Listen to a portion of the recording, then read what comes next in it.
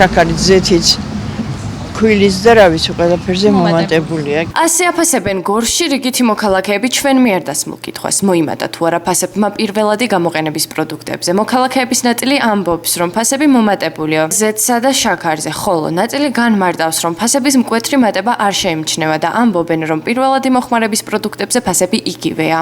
თუ რამეზე დაიკლო, თუ რამე ადამიანი მომხმარებელია, ყველაფერს კატასტროფული ფასი აქვს და პირველადი მოხმარების პირველად ახლა შაქარი რო არის აქ სოფლიდან რაიონიდან 3 ლარია რაიონში და მარტო შაქარი ხო არ გინდა ოჯახში მედიკამენტი გინდა იქ ბავშვია იქ დიდია და ყველაფერთან ხო ყველაფერი თანხასთან არის დაკავშირებული.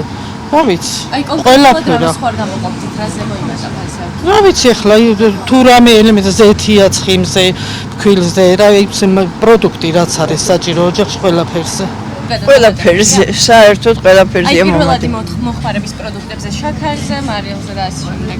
კი, რა თქმა უნდა მომატებულია, ზეთზეც მომატებულია და ყველაფერზე საერთოდ. პენსია მარტო 35 ლარი მოემატა და 30 და. აბა, ფასები თუ დაიკლო რამეზე. რა ვიცი, მე არაფერი შევამჩნიე.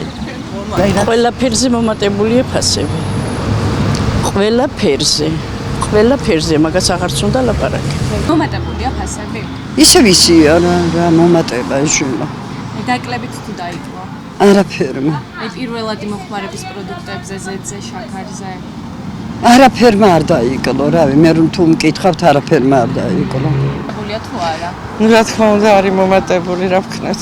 უძლებთ როგორღაც ხალხი